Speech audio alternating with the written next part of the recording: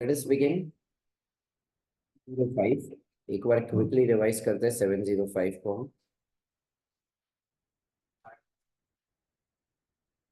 क्या अब क्यों वीडियो चाहिए? ठीक है, सो 705। देखो 705 में याद करो हमारे पास एज एन ऑडिटर साई है, या तो हमारे पास एज एन ऑडिटर साइन। याद आ रहा है ऐसा कुछ? ठीक है, सो या तो हमारे पास साई है। What do you mean by SAI? Sufficient and appropriate audit evidence. या तो हमारे पास sufficient and appropriate audit evidence नहीं है। अगर हमारे पास sufficient and appropriate audit evidence है, ये वापस दो में डिवाइड हो जाएगा। या तो मैटर क्या है? या तो मैटर क्या है? Material but not pervasive. तो मैटर इज मटीरियल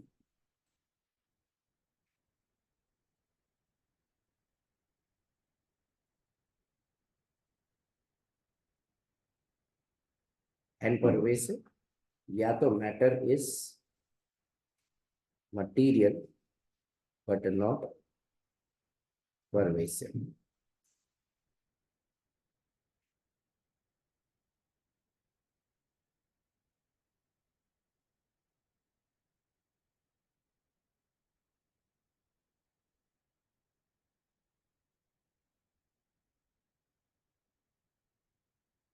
ठीक है, सो याद करो हमने क्या क्या एग्जांपल्स दिए थे।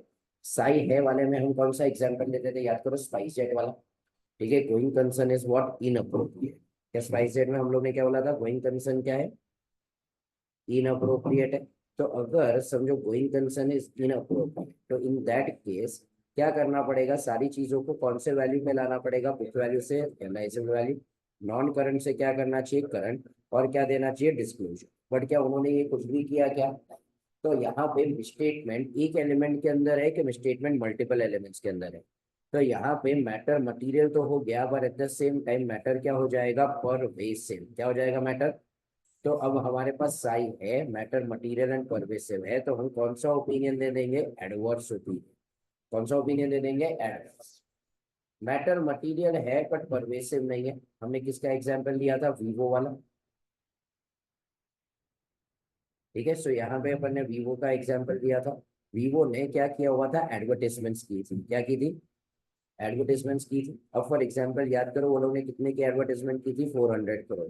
अब क्या पूरा 400 करोड़ मैं एक साल पीएनएल में डाल सकता हूँ क्या? नहीं। फॉर एग्जाम्पल लेट अस से मेरे को इसमें से पीएनएल में डालना चाहिए 80 करोड़। बाकी का मैं क्या करूंगा? डिफर करूंगा। तो डिफर रेवेन्यू एक्सपेंडिचर में कितना आ जाएगा? 320। तो अब यहाँ पे पूरा का पूरा 80 करोड़ किसमें डाल दिया गया था? पीएनएल।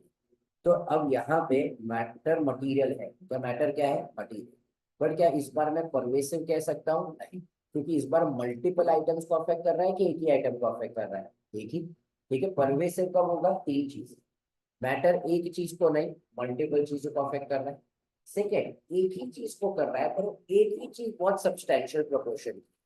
तीसरा, ऐसा कोई डिस्क्लोजर मिसिंग है जो डिस्क्लोजर बहुत ज्यादा फंडामेंटल है। क्या डिस्क्लोजर बहुत ज्यादा क्या है? फंडामेंटल। तो यहाँ पे मैटर मटीरियल है, बट एक आइटम को अफेक्ट कर रहा है कि मल्टीपल आइटम को अफेक्ट कर रहा है? एक को। तो यहाँ पे हम लोग क्या करेंगे? क्वालिफाइड ओपिनियन दे देंगे। क्या दे देंगे? हम क्या बोलेंगे? Accept for the effect of 320 crore in advertisement everything else is true and fair. तो यहाँ पे मैंने कौन सा ओपिनियन दे दिया? क्वालिफाइड। क्या मैंने यहाँ पे कौन सा ओपिनियन दे दिया? ठीक है। अब फॉर एग्जाम्पल हमारे पास सबूत नहीं है।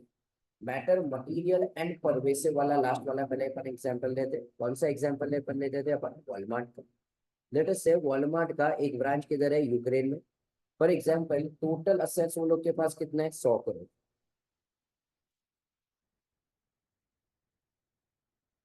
अब वहां पे जो स्टॉक पड़ा हुआ है, स्टॉक किधर पड़ा हुआ है? यूक्रेन में। अब यूक्रेन में स्टॉक कितना पड़ा हुआ है? लेट अस से 80 करोड़। अब क्या हम यूक्रेन में स्टॉक चेक करने जा पा रहे हैं?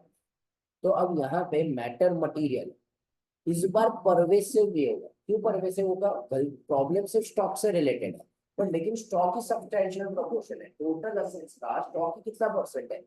80%। तो ये सब्सटैंशियल हो गया। तो इन दिस केस मैं क्या दे दूंगा? Disclaimer of opinion. क्या दे दूंगा मैं? याद आ रहा है, अपन ये सब बेसिक कंसेप्ट में फाइनेंस में भी कर चुके हैं। तो यहाँ पे मैं क्या दे दूंगा? एक डिस्क्लेमर ऑफ ओपिनियन पैरा। मतलब मैं बोलूंगा मैं यहाँ पे कोई ओपिनियन दे सकता नहीं, क्या मैं ये ओपिनियन दे सकता नहीं। ठीक है, तो मैं यहाँ पे गांधी जी का तीसरा बंदर बन जाऊंगा। मैं बोलूंगा ना तो मैं बोल रहा हूँ ट्रू एंड फेयर, ना तो मैं बोल रहा हूँ नॉट ट्रू एंड फेयर। अब हमारे पास सबूत नहीं है मैटर मटेरियल एंड परमिसिव। याद करो किसका एग्जांपल दिया था, एचडीएफसी। एचडीएफसी के पास टोटल कितने ब्रांचेस है, 5,608। उसमें से 8 ब्रांच किधर थे, आसाम में। क्या 8 ब्रांच किधर थे, आसाम में। सो अब यहाँ पे ये जो 8 ब्रांचेस है उसके लिए मैं क्या कर सकता हूँ, यहाँ पे लेटर से 8 ब्रांचेस जो थे आसाम में थे, यहाँ पे फ्लड्स आ गए थे, हमारे पास ये 8 ब्रांच का रिकॉर्ड नहीं। मैटर मटीरियल, क्या मैटर क्या है, मटीरियल। बट लेकिन ये मैटर इतना परवेसिव नहीं है, because it is not a substantial proportion. तो मैं वापस क्या बोलूंगा कि ये 8 ब्रांच के बारे में मैं कुछ ओपिनियन दे सकता नहीं हूँ। इसको छोड़ के एवरीथिंग एल्स इज 12। मतलब मैं वापस कौन सा ओपिनियन दे रहा हूँ, क्वालिफाइड। क्या कौन सा ओपिनियन दे रहा हूँ, क्वालिफाइड। मैं रिजर्वेशन रख रहा हूँ कि इसको छोड़ के बाकी सारी चीजें यार व्हाट, 12। ठीक है, तो मैं ये 8 ब्रांचेस के बारे में कुछ कह सकता। क्या सबको ये याद आ रहा है, जिसको नहीं याद आ रहा है एक रिक्वेस्ट है कि बेसिक कंसेप्ट वाला एक बार जाके, ये अपन ने इसको बहुत डिटेल में किया था, तो एक बार जाके पूरी चीज को रिवाइज करो, तो यहाँ पे अपन सिर्फ उसको एक छोटा सा क्विक रिवीजन किया हुआ है। ठीक है, ये हमारा है SS705। ये हमारा क्या है, और यही चीज पूरी हम डिटेल में नीचे आगे पढ़ने वाले हैं। अब ऑब्जेक्टिव क्या है under this particular style, objective is to clearly express appropriately modified opinion. क्या express clearly modified opinion on the financial statement that necessary where the auditor concludes based on the evidence obtained that the financial statement are not free from material misstatement। तो मैं अपना opinion कब modify करूंगा, जब मेरे पास auditor conclude करता है। Conclude हम कब करेंगे, जब हमारे पास साई है, या हमारे पास साई, तो हम कंक्लूड कर रहे हैं कि भाई financial statement are not free from material statement. तो मैं अपना ओपिनियन क्या करूंगा, मॉडिफाई। या तो auditor is unable to obtain sign, मतलब मेरे पास सबूत ही नहीं है जिसके बेसिस के ऊपर मैं कंक्लूड कर पाऊँ, तो इन दिस केस ऑल्सो मेरे को क्या करना पड़ेगा, ठीक है। सो सी ऑब्जेक्टिव के ऊपर सवाल आना इज वेरी रेयर, बट लेकिन ठीक है हम इग्नोर करना चाहेंगे। क्या आप ये समझो टॉपिक को। Question number 2, when modifications to the auditor's opinion is required। तो कब मॉडिफिकेशन की जरूरत है, तो auditor concludes that based on the evidence obtained the financial statement are not free from material misstatement। दूसरा, the auditor is unable to, मतलब same ही चीज बोली है ना ऊपर। तो या तो ऑडिटर क्या कर रहा है, कंक्लूड कर रहा है, क्या कर रहा है ऑडिटर, कि साई है that financial statement are not free from material misstatement, या तो auditor is unable to obtain साई। तो यहाँ पे मैं कब मॉडिफाई करूंगा ओपिनियन, जब मेरे पास साई है या तो मेरे पास साई। ठीक है, वापस not very relevant for us. अब मैं क्वालिफाइड ओपिनियन कब दूंगा, देखो यहाँ पे हम क्वालिफाइड ओपिनियन दो केसेस में लेंगे। जब सबूत है, मैटर मटीरियल है बट परवेसिव नहीं है, या तो सबूत नहीं है, मैटर मटीरियल है एंड क्या है, मटीरियल है बट परवेसिव नहीं। तो ये दोनों केसेस में हम क्या दे रहे थे, क्वालिफाइड। तो बस नीचे वही बोला है कि हम क्वालिफाइड ओपिनियन कब देंगे, ऑडिटर हैविंग ऑब्टेन्ड साइन। मतलब यहाँ पे वो लोग क्या बोल रहे हैं, हमारे पास साइन है। ठीक है, concludes that the misstatement individually or aggregate are material but not pervasive। मतलब मैटर मटीरियल जरूर ही है बट परवेसिव। दूसरा, auditor is unable to obtain sign, मतलब ये केस में हमारे पास साइन नहीं है। ऑडिटर कंक्लूड करता है कि इसकी जो पॉसिबल इफेक्ट है वापस मटीरियल है बट परवेसिव। तो ये दोनों केस में मैं ओपिनियन क्या करने वाला हूँ। Okay, so if you have understood the above chart in the basic concepts, standard बहुत smoothly flow होगा। डिस्क्लेमर हम लोग कब देते हैं, जब हमारे पास साइन है, मैटर क्या है, मटीरियल है, एज वेल एज क्या है, परवेसिव। तो auditor should disclaim an opinion when auditor is unable to obtain sign. मतलब ये कौन से केस में होगा, जब मेरे पास क्या नहीं है, नहीं है। On which to base the opinion, and auditor concludes that the possible effect on the financial statement could both be material and permissive, मतलब मैटर इस बार मटेरियल भी है, मैटर इस बार क्या है permissive। तो ऑडिटर क्या करेगा, डिस्क्लेम करेगा in opinion in extremely rare circumstances involving multiple uncertainties, auditor conclude notwithstanding having everything obtained sufficient and appropriate evidence regarding individual uncertainties, it is not possible to form an opinion। तो ये case में हम क्या लेंगे, disclaimer of, ठीक है। Disclaimer का example दिया हुआ है, अपने लिए रेलिवेंट नहीं है, हम उसको रिपोर्ट राइटिंग में करेंगे, कैंसिल कर दो इसको, यहाँ पे लिखो बिफोर रिपोर्ट राइटिंग।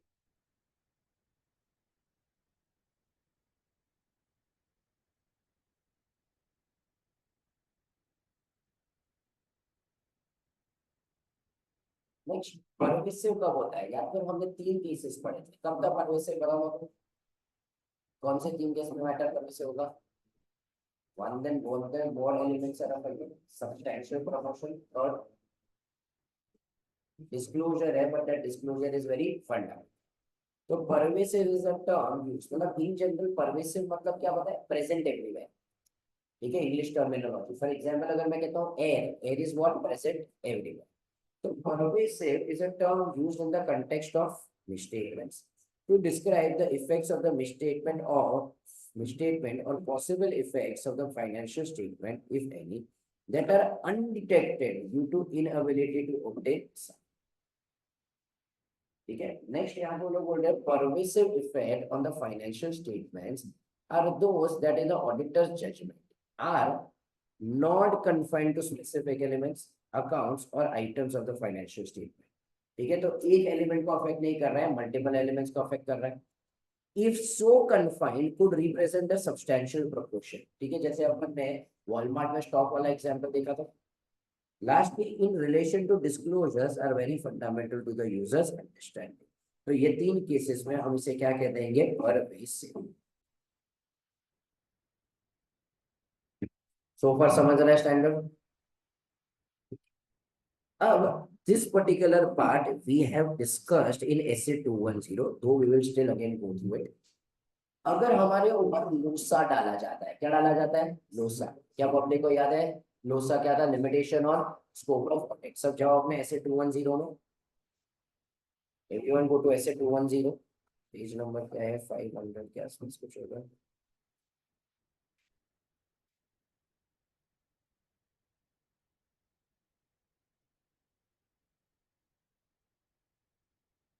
भाई 61, उसमें कम टू पेज नंबर 553।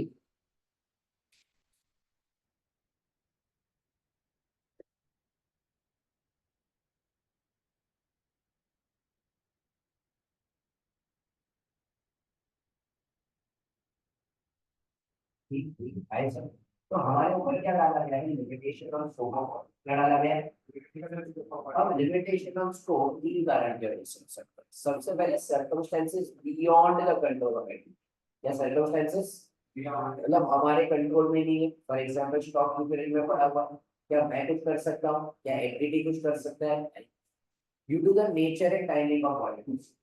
सारी चीजें इसमें एक चेक की थी, रिपोर्ट देना था सितंबर में, 15 सितंबर को ऑफिस में वर्क हो गया होगा। उसका दूसरा पार्ट है सूरज का, लेकिन उसके पास टाइम ही नहीं है कि सारी चीजें टाइम पे रिव्यू कर सके। आखिर में when it is imposed by the manager, हमें किससे लेना देना है, where the limitation is imposed by the management. Management ने मेरे ऊपर इम्पोज किया लिमिटेशन कि मैं डिमांड के 200 सेंटर में से अब देखो 20 सेंटर में नहीं जाते, हम देखो सिर्फ कितने सेंटर में जाने देंगे, 180। तो इस दिस केस हमारे ऊपर क्या डाल दिया गया, तो ऑडिट एक्सेप्ट करने के पहले अगर मेरे को पता है कि मेरे ऊपर लोसा है, I will evaluate the possible effect. अगर मेरे को लग रहा है इस लोसा के वजह से इवेंचुअली मेरे को अपना ओपिनियन डिस्क्लेम करना पड़ेगा, क्या इवेंचुअली मेरे को अपना ओपिनियन क्या करना पड़ेगा, डिस्क्लेम, तो मैं ऑडिट एक्सेप्ट करने वाला। तो the auditor shall not accept such an appointment unless required by law and regulation। क्या समझा ये, वापस एक बार, if management and those shared with governance in process, auditor shall evaluate the, if the LOSA will result in the auditor in Auditor shall not accept such appointment unless required by law or regulation. दूसरा, अगर समझो during the course of audit मेरे ऊपर क्या डाला गया है, अगर मेरे को लग रहा है आगे जाके बोल रहे हैं कि चेंज करो टर्म ऑफ एंगेजमेंट, ठीक है, पहले बता दें हम दूसरी टेंडर के लिए अपॉइंट कर रहे हैं, हम बोल रहे हैं चेंज कर, हम इवैल्यूएट करेंगे रीजंस क्या है। रीजन या तो वैलिड हो सकता है या तो क्या हो सकता है, इनवैलिड।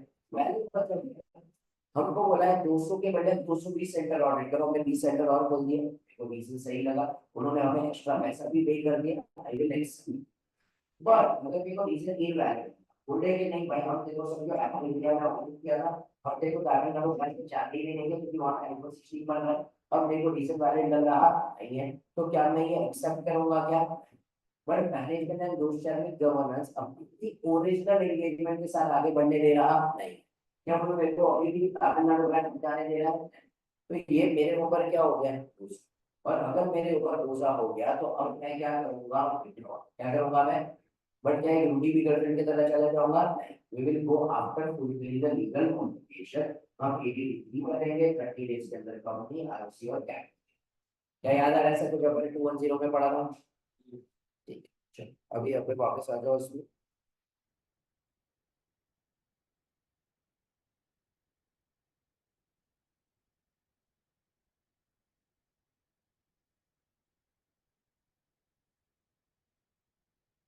So यहाँ पे consequence of inability to obtain sufficient and appropriate evidence to the management imposed a limitation on scope। किसने impose किया ये, आफ्टर ऑडिटर इज एक्सेप्टेड, मतलब जो अपन ने अभी 210 में रिवाइज किया ना, कि आफ्टर एक्सेप्टेंस मैनेजमेंट हमारे ऊपर क्या डाल रहा है रूल्स। अगर मेरे को अगर उनका रीजन सही नहीं लग रहा है, क्या मैं एक्सेप्ट करूंगा, नहीं। फिर भी मैनेजमेंट ओरिजिनल टर्म्स के साथ आगे नहीं बढ़ने दे रहा है, तो मुझे क्या कर लेना चाहिए, विड्रॉ। बट मैं विड्रॉ करूंगा आफ्टर फुलफिलिंग लीगल ऑब्लिगेशन। अब यही चीज यहाँ पे से पढ़ो, if after accepting the engagement auditor becomes aware of the management has imposed a limitation on scope of audit, the auditor considers likely to result in express of a qualified opinion or a क्यों qualified या तो disclaimer, क्योंकि ये दोनों case में हमारे पास sign नहीं है। Auditor should request management to remove the limitation, मतलब मैं मैनेजमेंट को रिक्वेस्ट करूंगा ये लिमिटेशन निकाल। If management refuses to remove the limitation, auditor किसके पास चला जाएगा एक बार के लिए, दोस्त शैल विद गवर्नेंस, अनलेस दोस्त शैल विद गवर्नेंस ही मैनेजमेंट में इन्वॉल्व। अगर दोस्त शैल विद गवर्नेंस ही मैनेजमेंट में इन्वॉल्व है तो उनको जाके बताने का कोई फायदा होगा क्या। और डिटरमाइन करो कि हमारे पास कोई ऑल्टरनेटिव प्रोसीजर है सबूत ढूंढने के लिए। If the auditor is unable to obtain sufficient and appropriate evidence, auditor को क्या करना चाहिए, auditor concludes that the possible effects of the financial statement of undetected misstatements, if any, could be material but not pervasive। auditor क्या कर देगा, opinion qualifies। But अगर यहाँ पे if the auditor concludes that the possible effects material भी हो सकते हैं या तो क्या हो सकते हैं, परवेसिव भी हो सकते हैं, तो यहाँ पे मेरे को मैटर की ग्रेविटी बहुत ज्यादा लग रही है, तो मैं क्या करना चाहूंगा, विड्रॉ करना चाहूंगा। क्यों, क्योंकि मैं जो ओपिनियन डिस्क्लेम कर रहा हूँ मैं कोई ओपिनियन दे रहा नहीं हूँ, तो मैं विड्रॉ करना चाहूंगा, provided it is possible under law and regulation. If withdrawal from the audit before issuing the audit report is not practicable, तो मैं अपना ओपिनियन क्या करूंगा, डिस्क्लेम। तो मेरा फर्स्ट ऑप्शन डिस्क्लेम करना है कि फर्स्ट ऑप्शन विड्रॉ करना है, विड्रॉ करना है। आईसीआई क्या कहता है, दो चीजें समझो, कंसेप्ट समझो, लॉजिक समझो, अपने आप याद रहेगा। आईसीआई क्या कहता है, सबसे पहले मेरा काम हम करते हैं, हम 700 में भी क्या दिखाई देते हैं, you want to obtain a reasonable assurance, express return report. But लेकिन वहां पे मैं रीजनेबल एश्योरेंस ऑब्टेन नहीं कर पा रहा, तो क्या रिपोर्ट दे पाऊंगा, मेरा ऑब्जेक्टिव भी फुलफिल हो रहा नहीं है। तो जब मेरा ऑब्जेक्टिव भी फुलफिल नहीं हो रहा है, ऐसे रिश्ते में रहने का फायदा ही नहीं, तो मैं ये रिश्ते में रहना चाहूंगा नहीं, मैं क्या कर लेना चाहूंगा, ठीक है। सेकंड कंसेप्ट आईसीआई का, आईसीआई क्या कहता है कि पहले ना उसको विड्रॉ करने की बात, या तो उसको विड्रॉ करने की क्या है, कि मैं विड्रॉ करूंगा, ठीक है, क्योंकि मेरे को यहाँ पे ओपिनियन क्या करना पड़ेगा, डिस्क्लेम, इसका कोई फायदा ही नहीं है, यूजर को फायदा नहीं। अब क्लाइंट को भी पता है कि तू विड्रॉ कर, नया जो ऑडिटर आएगा तेरे लिए क्या है, know start during the course of audit, इसलिए तूने क्या किया बेटा, अब मेरे बदले नया ऑडिटर समझो साहिल आ रहा है, साहिल के लिए क्या हो जाएगा, लूसा एट द बिगिनिंग। और हमने 2 और 3 में पढ़ा, अगर लूसा एट द बिगिनिंग है तो हमें ऑडिटर एक्सेप्ट नहीं करना। तो क्लाइंट को मैं क्या बोल रहा हूँ, मैं विड्रॉ करूंगा, नया ऑडिटर एक्सेप्ट नहीं करेगा तो ऑडिट के बिना मेरे पास एक ऑप्शन है, तुम्हारी ऊपर से लूसा है या तुम्हारे ऊपर से लूसा हटा, तो डायरेक्टली या इनडायरेक्टली हम उनके साथ दादागिरी कर रहे हैं कि तुम हमारे ऊपर से लूसा हटाओ वरना तुम्हारा ऑडिट होने वाला है। पर काफी बार लॉ मना कर, ठीक है। For example in case of listed entities, अगर मैं ऑलरेडी 3 क्वार्टर का रिव्यू कर चुका हूँ, क्या एग्जांपल दिया था मैंने पहले कि मैं ऑलरेडी 3 क्वार्टर का रिव्यू कर चुका हूँ, क्या मैं रिजाइन कर सकता हूँ? तो अब इन दिस केस में मेरे लिए रिजाइन करना पॉसिबल ही नहीं है। तो आईसीए बोल रहा है फिर बेसिक को क्या कर दे, डिस्प्ले, ठीक है। तो display should be your last resort not your first resort, ठीक है। तू वहां डिस्प्ले मत कर, तू वहां पे से विड्रॉ कर, क्लाइंट की बैंड बजने दे, क्लाइंट को उसके तेरे हमारे ऊपर से क्या हटाना पड़े। तो इसके लिए पहले तुम क्या करो, विड्रॉ। विड्रॉ मना करता है तो फिर कोई ऑप्शन नहीं है, तुम्हें क्या कर देना पड़ेगा। क्या समझाइए सबको?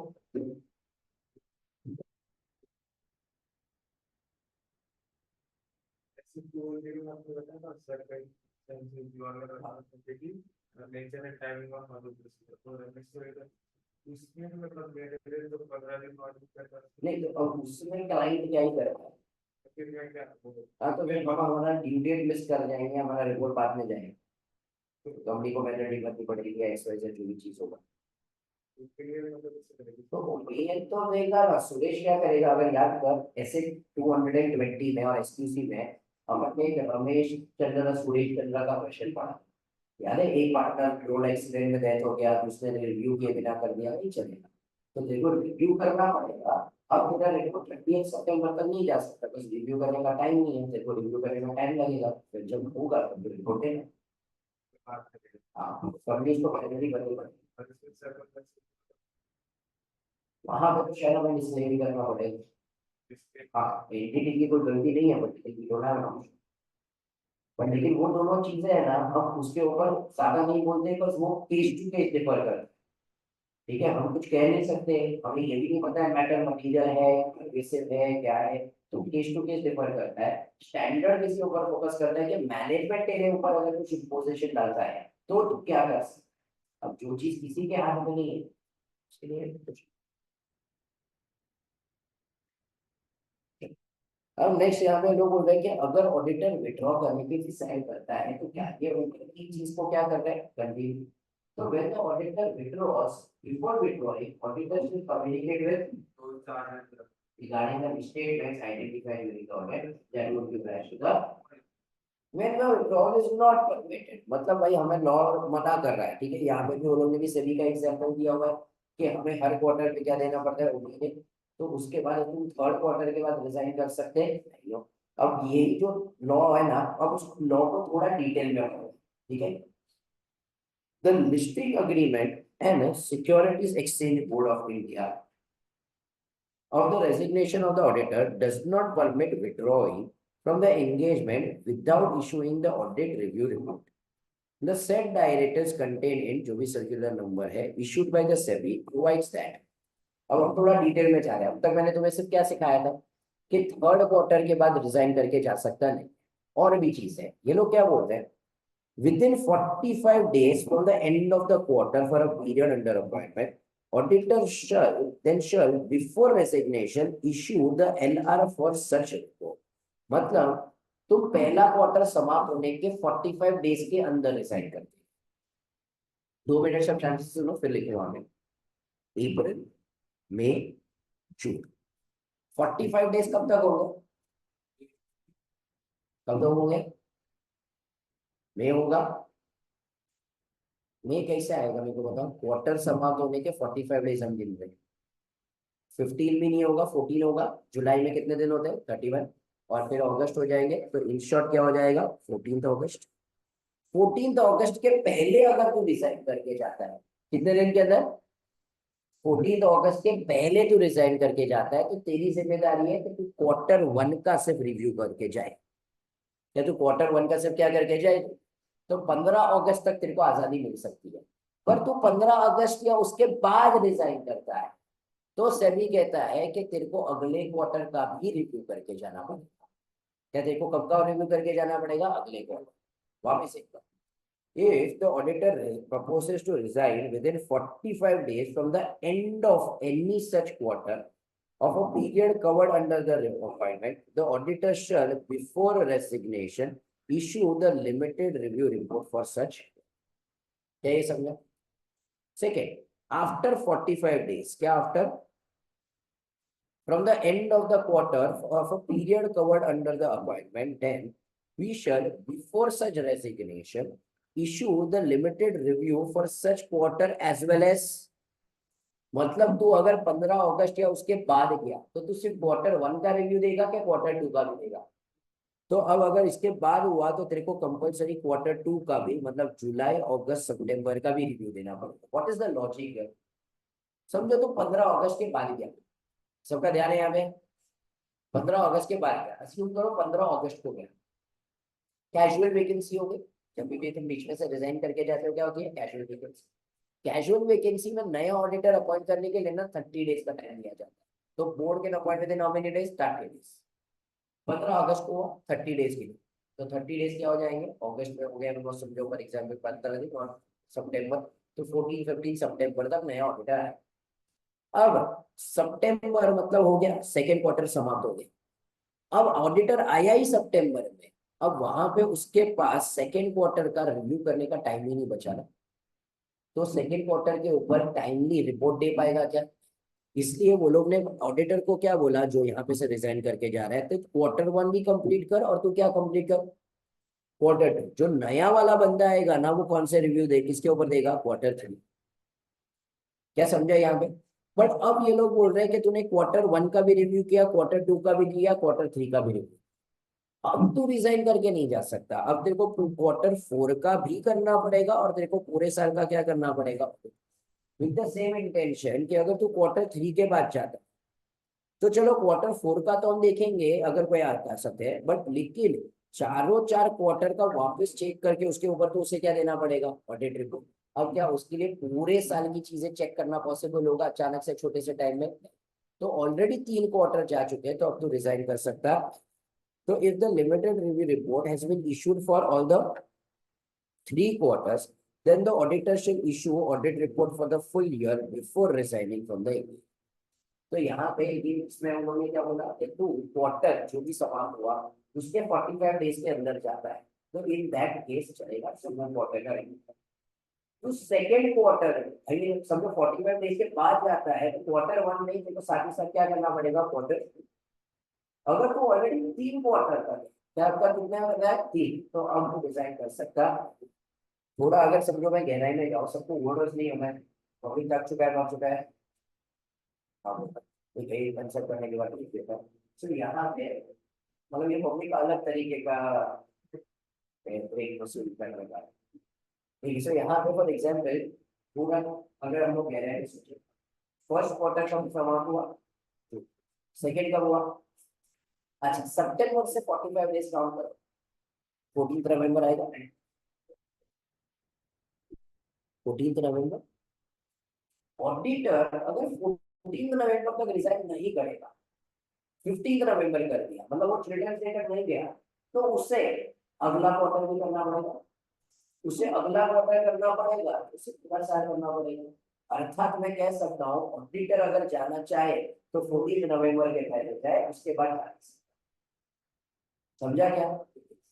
ठीक है, सो अभी इतना गहराई में ऐसे ही जाने नहीं वाला है, बट ये है ना एक टॉपिक था लॉ में तुम्हें, ठीक है, audit audit corporate governance SEBI के एलओडीआर लॉ के क्वेश्चन में थे, अब तुम्हारे सेल्फ कुछ मॉडल है, but just because it was there in law, no they used to ask sometimes in audit as well, because there तो ऑडिटर से रिलेटेड है ना, तो ऑडिट के लॉ के पोर्शन के पॉइंट ऑफ व्यू से पूछते थे, लेकिन अब सारी चीजें जा चुकी।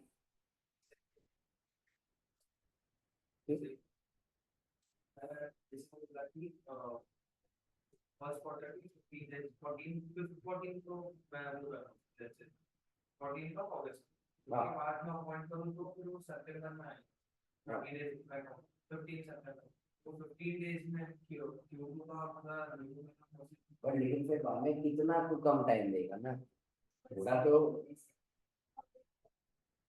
हाँ, तो प्रॉब्लम तो होएगा ही ना, क्यों नहीं होएगा? क्योंकि वो क्या बोल रहा है कि अगर समझो एग्जैक्ट वो सोच रहा है 14 अगस्त या 13 अगस्त को रिजाइन किया, बोल रहे हैं एकदम लास्ट में किया, तो अभी क्या होगा? 13 अगस्त को रिजाइन किया तो नया ऑडिटर आते आते 30 डेज अगर लग गए तो क्या हो जाएगा? सितंबर हो जाएगा, तो अक्टूबर तक तो उसे क्या देना पड़ेगा? रिपोर्ट होने नहीं पाएगा। सो इन दिस केसेस क्या होगा ना, 30 डेज पूरे दिए गए। अब अगर तू रिजाइन करने वाला है तो मेरे को पता तो होगा ना तू रिजाइन करने वाला है, तो मैं पूरे 30 डेज नहीं लूंगा। आई विल मेक श्योर कि मैं नया ऑडिटर क्या करूंगा, प्रॉम्प्टली अपॉइंट कर लूंगा। एक ऑर्डर 14 के पहले 14 नवंबर के पहले डिजाइन करते हैं ऑर्डर थी। दूसरा कोई ऑर्डर होता है वो भी ऑर्डर हाँ, सो वहां पे फिर वो नहीं लगेगा। ठीक है, सो यहाँ इन दिस केस वो थोड़ा सा एक टेक्निकल ग्लिच है, पर लेकिन ऐसा बहुत हाइपोथेटिकल है। वो क्या बोल रहा है, वो सही सोच रहा है। क्वार्टर एक जन ने किया, क्वार्टर 1, ठीक है, हार्दिक ने किया, अब वो रिजाइन कर देगा। क्वार्टर 2 कौन कर रहा है? साइन। अब क्वार्टर 3 भी कौन कर रहा है? साइन। बट उसने तीनों क्वार्टर किए कि दो ही क्वार्टर? दो ही क्वार्टर किए, तो भी अभी भी तू रिजाइन नहीं कर सकता, बिकॉज तूने तीनों नहीं किए, पर 3 क्वार्टर हो गए। सभी कहता है तीनों हो गए, थर्ड क्वार्टर के बाद use किया। तो लैंग्वेज में वो लोग का थोड़ा सा वो लोग का ग्लिच हुआ है, तो वो लोग ने बोला if he has issued all the 3, but what they are trying to say is कि थर्ड क्वार्टर के बाद अब तो रिजाइन कर सकता है। कल ठीक है, चलो 5 मिनट की सांस ले लो, फिर आगे बढ़ते हुए next question.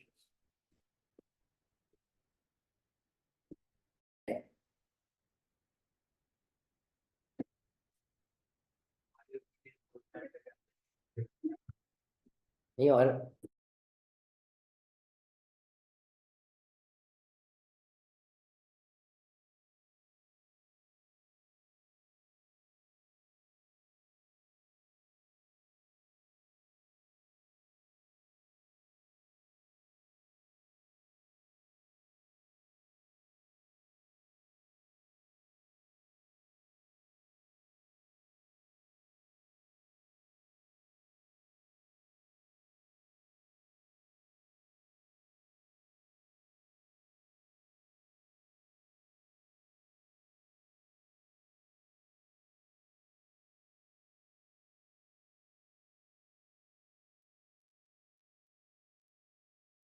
So next question number 7। यहाँ पे जाफर बोल रहा है हमको फोमो हो रहा है, मेरे को उसमें पता है कुछ। इधर इधर कृष्णा का परफॉर्मेंस चल रहा था। सैटरडे है ना तुम्हारा 6 घंटे का? हाँ, तो क्या है पर लेट नहीं आया लेट टू 7:18 को आया, और फिर भी आके बोल रहा है मैं लेट नहीं आया। इसका मैं टाइम ही समझ के रखा। ठीक है, सो स्टार्ट करते हैं क्वेश्चन नंबर 7। अब यहाँ पे ना थोड़े पॉइंट्स अपन ने यहाँ तक जो पढ़े वो समवेयर सब कुछ चार्ट से कवर था, अब थोड़े एक्स्ट्रा पॉइंट्स आ रहे हैं यहाँ पे। Other considerations relating to adverse और डिस्क्लेमर। देखो दोनों में चीजें मैटर क्या है, मटेरियल है और परवेसिव है। क्या है मैटर, क्या है material as well as pervasive. तो when the auditor considers it necessary to express adverse opinion और which opinion, the auditor shall not include an unmodified opinion with respect to the financial to the same financial reporting framework। मतलब यहाँ पे अगर मैं क्या दे रहा हूँ, adverse दे रहा हूँ या डिस्क्लेमर दे रहा हूँ, तो यहाँ पे the auditors report shall not include unmodified in respect of the same AFRF on the single financial statements. ये सिंगल फाइनेंशियल स्टेटमेंट्स क्या होते हैं हमारे पोर्शन में है, ठीक है। जब हम आगे जाएंगे इसके ऊपर हम चर्चा करेंगे कि व्हाट अ सिंगल। अभी ज्ञान के लिए सिंपल जो है समझो, मैं पूरा balance sheet PNL cash flow summary बना के दे रहा हूं, मैंने सिर्फ कैश फ्लो बना के दिया, ये क्या हो गया? सिंगल। तो अगर मेरा पूरे फाइनेंशियल स्टेटमेंट के ऊपर एडवर्स या डिस्क्लेमर है, तो सिंगल फाइनेंशियल स्टेटमेंट के ऊपर मैं अनमॉडिफाइड ओपिनियन नहीं दे सकता, ठीक है। बिकॉज मैटर क्या है, मटीरियल एंड परवेसिव। अब जब परवेसिव है, एक चीज को अफेक्ट कर रहा है कि मल्टीपल चीज को अफेक्ट कर रहा है, तो अगर मेरे बैलेंस शीट PNL में प्रॉब्लम है तो मेरे कैश फ्लो में भी तो प्रॉब्लम होगा ही ना। तो क्या मैं कैश फ्लो के ऊपर अनमॉडिफाइड ओपिनियन दे पाऊंगा? इसके ऊपर at length we will have a discussion, because इसके ऊपर पूरा स्टैंडर्ड है। सिंगल फाइनेंशियल स्टेटमेंट के ऊपर there is a standard in itself, जिसको अपने को लगेगा 2-2.5 घंटा, जैसे बाकी सब स्टैंडर्ड को लग रहा है, ठीक है। तो at length we will discuss, but वापस एक बार पूरे फाइनेंशियल स्टेटमेंट पे मैंने क्या दिया है, एडवर्स या डिस्क्लेमर, तो मैं सिंगल के ऊपर क्या नहीं दे सकता, अनमॉडिफाइड ओपिनियन। क्या यहाँ पे समझा सबको? To include such an unmodified opinion in the same report in circumstances would contradict the auditor's adverse or a disclaimer of opinion। तो अगर मैं सिंगल के ऊपर क्या देता हूँ, अनमॉडिफाइड, तो एक कॉन्ट्राडिक्टरी हो गया ना, कि एक जगह पे तू क्या बोल रहा है, एडवर्स या डिस्क्लेमर, और यहाँ पे तू सिंगल के ऊपर क्या दे रहा है, अनमॉडिफाइड ओपिनियन। कॉन्ट्राडिक्टरी है। अगर तू बोल रहा है परवेसिव है, तो हर एक एलिमेंट को क्या कर रहा है, ठीक है। तो ये अपन आगे जाके डिस्कस करेंगे। Next, form and content of the auditor's report when the opinion is modified. When the auditor modifies the opinion, the auditor shall use the heading qualified opinion, adverse opinion, or a disclaimer of opinion। मतलब जब हम opinion para लिखते थे, याद है, opinion plus debt notes, अब opinion paragraph का नाम चेंज होके क्या हो जाएगा, क्वालिफाइड ओपिनियन पैरा, एडवर्स या डिस्क्लेमर या जो भी है।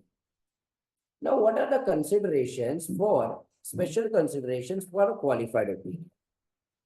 When auditor expresses a qualified opinion due to material misstatement in the financial statement, the auditor's opinion, except for the matters described in the basis for qualified opinion, वहां पे when reporting in accordance with the fair presentation accompanying with the financial statement in all material respects, हम वहां पे क्या लिख सकते हैं, gives true and fair view in accordance with the AFRF, or when with the compliance framework the accounting financial statement in all material respect in accordance with the AFRF। मतलब हम हमारा जो रिपोर्ट लिखेंगे, हमारा लाइन जो है ना, कैसे लिखेंगे, रिपोर्ट राइटिंग का फॉर्मेट बनाएंगे, पर फेयर प्रेजेंटेशन में हम क्या वर्ड यूज करते हैं, इज टू है फेयर, क्या वर्ड यूज करते हैं। पर लेकिन जब हम कंप्लायंस में वर्ड यूज करते हैं, we do not use the terminology, हम क्या बोलते हैं, the financial statement are prepared in all material respect in accordance with the AFR। तो कंप्लायंस में तो हम क्या कह रहे हैं, AFR के हिसाब से, याद है कंप्लायंस में वो फेयर प्रेजेंटेशन, फेयर प्रेजेंटेशन को क्या कहते हैं कि भाई जो AFR में वो तो है, और हम एडिशनल डिस्क्लोजर भी दे रहे हैं और डिपार्ट भी करेंगे अगर जरूरत है। तो जहाँ फेयर प्रेजेंटेशन है वहीं पर क्या यूज कर सकते हैं, वरना हम कोई फेयर यूज नहीं करेंगे, हम क्या करेंगे, financial statement are prepared in particular respect in accordance with the AFR। When modification arises from inability to obtain a site, the auditor shall use the corresponding phrase except for the effect of the possible। ठीक है, ये कैसे लिखना है हम लोग आगे नीचे डिस्कस करेंगे, ठीक है। नेक्स्ट, इसके बाद what is the basis of modification, opinion, qualified या डिस्क्लेमर ऑफ ओपिनियन। तो जैसे हम ओपिनियन देते हैं, उसके बाद नीचे मेरे को क्या देना पड़ेगा, बेसिस फॉर ओपिनियन, क्या देना पड़ेगा मेरे को। अब बेसिस फॉर ओपिनियन पैराग्राफ को भी हम कैसे देते हैं, पहले हम उसका है ना एक पूरा ये समझते हैं फॉर्मेट, उसके बाद हम ये चीज समझते हैं। सो जब हम रिपोर्ट लिखेंगे, पहले let me discuss the opinion. पहले है ना, अब हम सीख रहे हैं how do we draft the opinion, या हाउ डू वी ड्राफ्ट। तुम फिलहाल सिर्फ किसके ऊपर ध्यान दो, फिर उसके बाद अपने आप क्वालिफाइड और सारी चीजें समझ जाएंगी।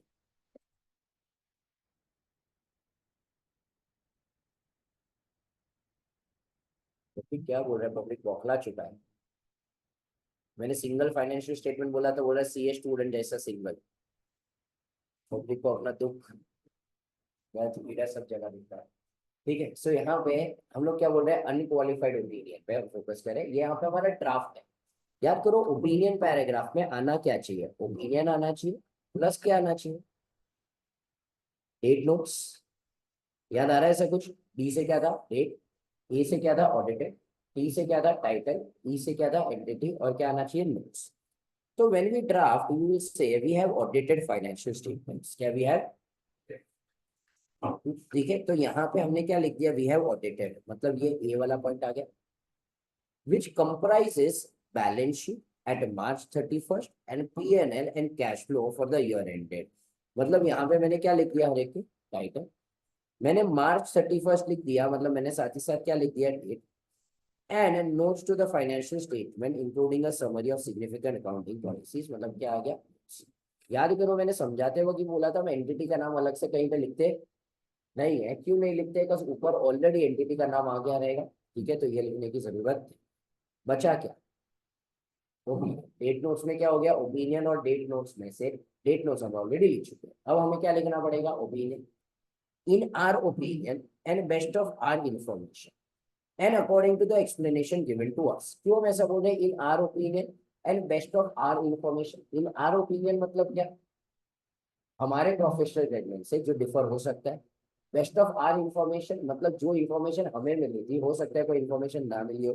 And according to the explanation given to us gives true and fair view of the financial position. तो this is how we write a opinion para. This is how we write a, वापिस एक बार पूरा opinion para पढ़ते हैं, unqualified का। We have audited financial statement which comprises the balance sheet at March 31st, profit and loss, statement of cash flow for the year ended, and notes to the financial statement, including a summary of.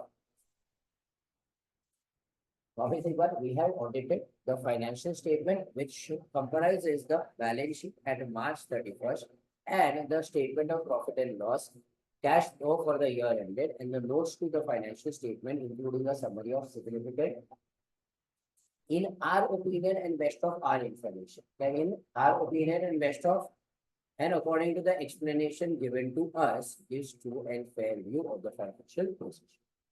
क्या समझा ये पहला वाला part. अब अगर हम qualified opinion, qualified दो case में दे सकते हैं।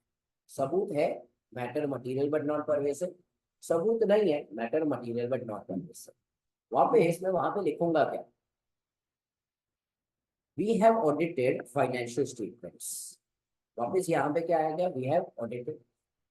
फिर उसके बाद सेकेंड लाइन सेम रहेगा, which comprises the balance sheet at March 31st, P&L and cash flow for the year ended, and notes to the financial statement, including a summary of significant accounting policies. In our opinion and best of our information, क्या बोला, in and according to the explanation given to us, हम वहां पे क्या बोलेंगे, देखो सब कुछ सेम रहा। अब क्वालिफाइड ओपिनियन क्या हो जाएगा, change, accept for the effect of the matter described in the basis of qualified opinion financial statement at 12। तो मैं क्या बोल रहा हूँ, एक्सेप्ट फॉर द इफेक्ट, जो मैंने कहां पे समझाई हुई है, बेसिस फॉर क्वालिफाइड ओपिनियन में सारी चीजें ट्रू एंड फेयर। समझो, याद करो हमारा एग्जाम्पल क्या था, वीवो का एडवर्टाइजमेंट था, याद है 320 करोड़ जाना चाहिए था डिफर्ड में। तो हम क्या बोलेंगे, accept for the effect of 320 crore in advertisement, everything else is what, true and fair. But साथ ही साथ क्या वर्ड यूज किया गया है, accept for the possible effects. याद करो जब मेरे पास साइन नहीं है तभी भी तो शायद मेरे को क्या देना पड़ेगा, क्वालिफाइड। याद करो एचडीएफसी में 8 ब्रांचेस के रिकॉर्ड्स ही नहीं मिल रहे थे, तो मैं ऐसा नहीं बोल सकता ना एक्सेप्ट फॉर द इफेक्ट। क्यों, क्योंकि मेरे को पता नहीं ना क्या इफेक्ट होगी, मैं तो एस्टिमेट कर रहा हूँ कि वो 8 ब्रांचेस में शायद क्या गड़बड़ हो सकती है। तो अब मेरा वर्ड क्या हो जाएगा, except for the possible effect of the matter described in the basis of adverse opinion para financial statements are not true and. वापिस एक बार, एडवर्स ओपिनियन में क्या बोला, because of the significance of the matter described in the basis of adverse opinion para financial statements are not true and disclaimer में क्या बोलेंगे, because of the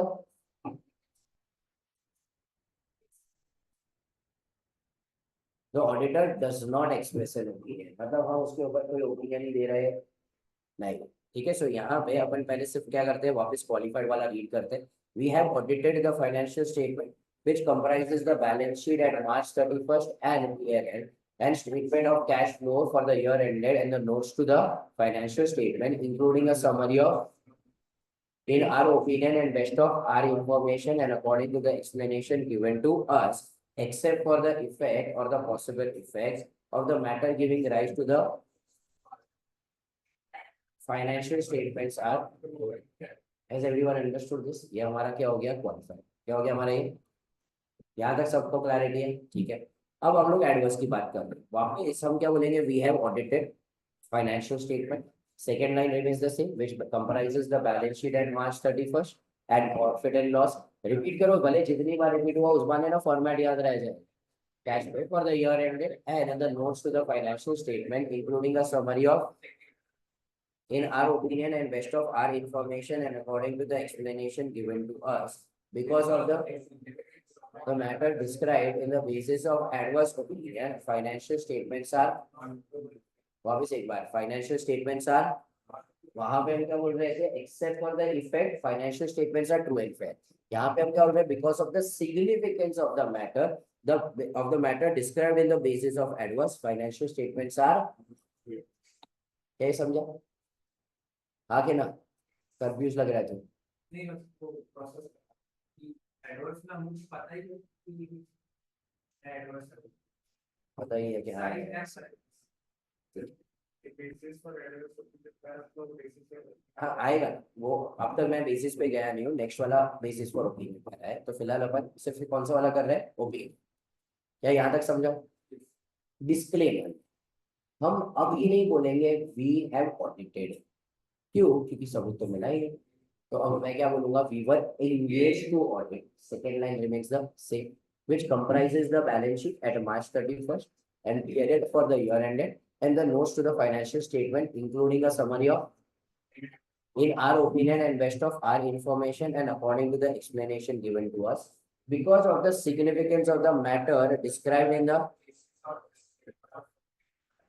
auditor does not express it, तो मैं इस बार opinion दे रहा। मैं समझा वो मेरे को? सो यहाँ पे है ना, अगर समझो इस तरीके से हम पढ़ते हैं ना, it gets easier for us to understand. वहां पे अपन चार अलग अलग अलग पैराग्राफ पढ़ेंगे ना, तो दुनिया भर का कंफ्यूजन होता है। एंड आईसीआई ड्राफ्ट पूछता है, हर चार अटेम्प्ट में, एक अटेम्प्ट में वो लोग पूछता है कि अच्छा इसका ड्राफ्ट करके दे दो। एंड ऑनेस्टली स्पीकिंग, अगर तुमने ये फॉर्मेट कर लिया ना, अपने को ये 4 मार्क जैकपॉट लगेंगे। ठीक है, so I have seen lot of student struggle. In fact ये फॉर्मेट पहले मेरे पास नहीं हुआ करता था, बट सब स्टूडेंट्स इसी में स्ट्रगल करते थे, इसलिए अपन ने फॉर्मेट बनाया कि अपना कॉन्फिडेंस हो, ये 4 मार्क अपने जेब में आने चाहिए। सो जो तुम्हें बोला ड्राफ्ट द क्वालिफाइड होगी, मतलब कोई कष्ट ही नहीं है ना। बाकी सारे क्वेश्चन में हमें कितना कुछ याद रखना पड़ता है, कितना इंटरप्रेट करना पड़ता है, यहाँ पे तो भाई सीधा का सीधा लिख के आ रहा है। क्या यहाँ तक पढ़ने को समझा? ठीक है, ये हमारा कौन सा हो गया, ओबीडिएंट वाला। तो क्या करो, वहां पे बुक में पीछे देखो, जहाँ पे चैप्टर समाप्त हो रहा है, यहाँ पे 4 साइड्स खाली छोड़े हुए, पेज नंबर 546, 536।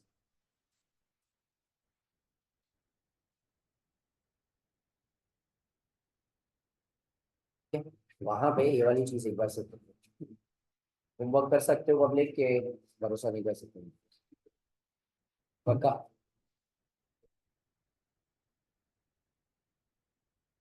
हाँ, ऑफिस में लिख लो, मतलब लिख लो ना, इन शॉर्ट यहाँ पे भी लिखोगे। सब इसका एक बार स्क्रीनशॉट क्लिक कर लो, पिक्चर क्लिक कर लो। ठीक है, सो कहाँ पे लिखोगे, पेज नंबर 536 में।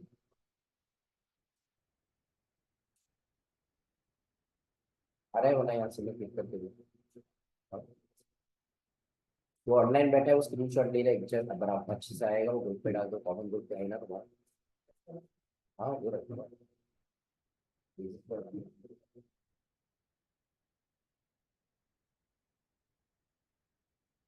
वो ऐसा इंटर सी जैसा ना करना पड़े, बुक चेक करके पब्लिक को ना निकाल फेंकना पड़े, चमक करना। ठीक है, हाँ।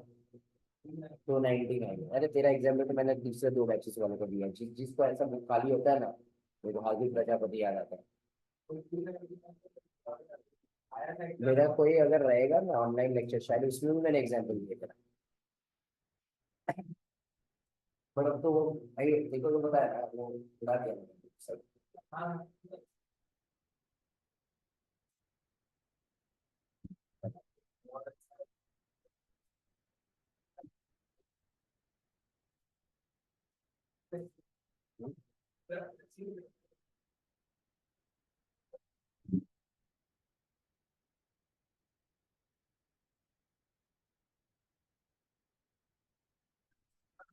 कंटेंट का पर, लेकिन वो मॉर्निंग से तुमको होलिस्टिक नहीं मिलता ना, इसमें क्वेश्चन आ रहे हैं।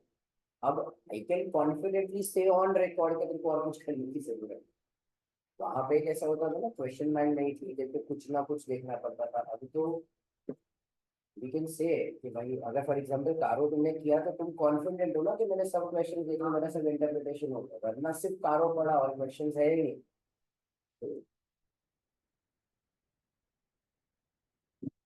if I read this in fact For this, credit goes to one of the CA finance student, May 25 years. She has helped me for MCQs. पुराना MCQ तो बुक लेता ICA ने नहीं हटा, मैं MCQ ही नहीं दिया। अब बुक मैं बना रहा था पर मेरे को MCQ डालने थे, उसने मेरे को MCQ का सिलेक्ट किया, मेरे को पूरा एक्सेल शीट बना के दिया आइडेंटिफाई करके कि कौन सा MCQ इस फ्रॉम व्हिच टॉपिक, इसलिए अपन पार्ट सी भी डाल चुके हैं। देखो ऐसे 700 में 2 MCQ थे, पर लेकिन वो 2 MCQ वो बुकलेट से था। अब मैं वो मेरे लिए डिफिकल्ट हो जाता, इतना टाइम नहीं था, but that student help me identify 1111 topic के कौन सा है और उसको अपन ने डाला। आरटीपी से आइडेंटिफाई करना मेरे लिए इजी था, तो आरटीपी का मैंने डाल दिया। बस 4 अटेम्प्ट का आरटीपी देख के एमसीक्यू डालना वाज नॉट डिफिकल्ट, पर वो 300 एमसीक्यूज को आइडेंटिफाई करना, तो that student also help me a lot. साक्षी कर दो, चलिए। So out of 300 MCQs, 150 MCQs she did, 150 MCQs, 150 में भी उसका परफेक्ट एकदम टैगिंग के साथ इशू और एक्सेल फाइल इतना अच्छा करके देना, मेरी आंखें भर आई। मेरा तो ऐसा होता था, मैं एक पेज पे लिखता था, सीधा टीटीपी को भेजता था, this question is from this is from this, कुछ टाइम ही नहीं था, तो इसको इतना परफेक्ट करके दिया कि टीटीपी वाला भी खुश हो गया। मेरे को लगा सर आप भी करके देना ऐसा। ठीक है, चलो next is basis for opinion. Basis for opinion में हमें यहाँ पे क्या करना है, बेसिस फॉर ओपिनियन में याद करो सिया लिखते थे, सिया याद है। S1 से स्टैंडर्ड ऑन ऑडिटिंग एक चालू कर दो ना, ये सिंपल। सो सबसे पहले क्या होगा, हमारे पास क्या था, स्टैंडर्ड ऑन ऑडिटिंग। S2 से हमारे पास साई है, आई से हम इंडिपेंडेंट है, एथिकल रिक्वायरमेंट कंप्लाई कर रहे हैं, और ए से ऑडिटर्स रिस्पांसिबिलिटी। क्या याद है ऐसा कुछ? बट वो हम लोग ने ना साई का जो फॉर्मेट, सिया का जो फॉर्मेट पढ़ा था, वो हमने लाइंस ऊपर नीचे कर दी थी, याद आ रही थी। But when we write it, तो यहाँ पे किस तरीके से आएगा, ये वही चीज है, ठीक है। बट लेकिन हम कैसे लिखेंगे, we have conducted our audit in accordance with the standards in auditing, ये मेरा S1 हो गया। Our responsibilities under the standards are further described in the auditor's responsibility for the audit of financial statement section of our report। मतलब मैं auditors responsibility का क्या दे रहा था, रेफरेंस, तो ये क्या हो गया हमारा, और ऑडिटर्स रिस्पॉन्सिबिलिटी मतलब ए वाला पॉइंट हो गया। फिर we are independent of the entity and in accordance with the ethical requirement that are relevant to our audit of the financial statement, and we have fulfilled our ethical responsibilities in accordance with this requirement। मतलब ये क्या हो गया, I we believe that the audit evidence we have obtained is sufficient and appropriate to provide a basis for our opinion। मतलब ये क्या हो गया, S2। तो सिया में S1 S2 I था, यहाँ पे है ना S2 जो है ना, that is the last line. क्या that is the basis for opinion में only the last line will change, nothing else। Why? मैंने जो भी ओपिनियन दिया, अनमॉडिफाइड, क्वालिफाइड, एडवर्स, डिस्क्लेमर, क्या मैंने अपना काम एसएस के हिसाब से किया? यस। क्या मैं इंडिपेंडेंट था? यस, वरना तो मैं ऑडिट एक्सेप्ट ही नहीं करता। क्या मैं अपनी रिस्पॉन्सिबिलिटी का एक रेफरेंस देने वाला हूँ? यस। What will change? हमारे पास साई है क्या? हमारे पास साई नहीं है, तो इसके लिए यहाँ पे बेसिस फॉर ओपिनियन पैरा का क्या लिखा हुआ, last line. So what is changing, only and only the basis for opinion का लास्ट लाइन। तो we believe that the audit evidence we have obtain is sufficient and appropriate to form a basis for our, तो यहाँ पे मेरा क्या हो जाएगा, opinion. Next, we believe that the evidence we have obtain is sufficient and appropriate to form a basis for our, सिर्फ एक word add हो गया, ओपिनियन के बदले क्या आ गया, we believe that the evidence we have obtained is sufficient and appropriate to form a basis for our, same here, last वाले में, because of the matter described in the basis of disclaimer of opinion, we were not able to obtain psi to provide a basis for our, so technically this is same, only what is changing is disclaimer। तो यहाँ पे मेरा basis for opinion जब मैं draft करूंगा, मेरे 3 line में से, मतलब 4 लाइन में से 3 लाइन क्या होने वाले हैं, सेम। सिर्फ कौन सा लाइन चेंज हो जाएगा, लास्ट। पर लेकिन वापस हमें ये लाइंस को मेमोराइज करना पड़ेगा, तो हम क्या बोलेंगे, we have conducted our audit in accordance with the SAs issued by ICAI। Our responsibilities under the standard are describe in the, याद करो हम लोग बोला था हम ऑडिटर्स रिस्पांसिबिलिटी का रेफरेंस दे देंगे, पर रेफरेंस देने के लिए याद है 3 अलग अलग ऑप्शंस थे हमारे पास, हम वहां पे रिपोर्ट के बॉडी में दे, अपेंडिक्स में दे, तो यहाँ पे हम लोग ने अपने रिपोर्ट के बॉडी का ही रेफरेंस दे दिया है कि ऑडिटर्स रिस्पांसिबिलिटी सेक्शन में। फिर we are independent of the entity in accordance with the, that are relevant to our audit in the financial statement and fulfill our ethical responsibilities. Last वाला point, ये unqualified opinion का है. We believe that the evidence we have obtained is sufficient and appropriate to provide a basis for our opinion. Qualified होएगा तो opinion के आगे क्या आ जाएगा? Qualified. Adverse होगा तो क्या वर्ड आ जाएगा? Adverse. Disclaimer में हम क्या बोलेंगे? Because of the we were not able to obtain site to provide a basis for our. क्या समझाइए? So now when you write it, अब जब तुम फोटो लोगे तुम ये वाली लाइन नहीं लिखोगे, लास्ट लाइन, क्योंकि लास्ट लाइन वापस आ रही है ना हर जगह पे. ये तो मैंने सिर्फ एक्सप्लेन करने के लिए तुम्हें रखा था कि सिया का ये S2 है, बट लेकिन ये हमारा कौन सा लाइन हो गया? First line. ये हमारा कौन सा लाइन हो गया? Second line. ये हमारा कौन सा हो गया? Third line. अब ये जो नेक्स्ट आएगी वो हमारी क्या हो गई? Fourth and the last line. So when you write in the notebook, will you write this again? No. तो तुम यहाँ पे क्या करोगे? First line, second line, third line, और उसके बाद क्या आ जाएगा? Last line. तो how will you write it? Your writing will be similar to this.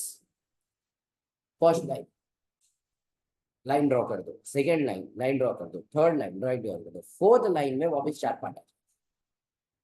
समझा क्या कैसे लिखने का है पब्लिक को ये? ठीक है, चलो इसका भी पिक्चर क्लिक कर लो.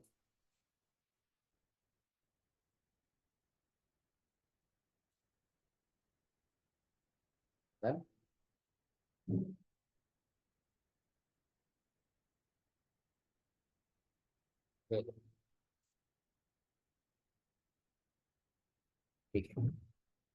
सो coming back to this. So अब हम जहां जहां पे ड्राफ्टिंग वाला पॉइंट है ना, अब वो ड्राफ्टिंग वाला पॉइंट नहीं करेंगे, क्योंकि ड्राफ्टिंग वाला पॉइंट हम ऑलरेडी कहाँ पे कवर कर चुके हैं? Report writing. तो हर जगह पे हम लिखते रहेंगे for report writing.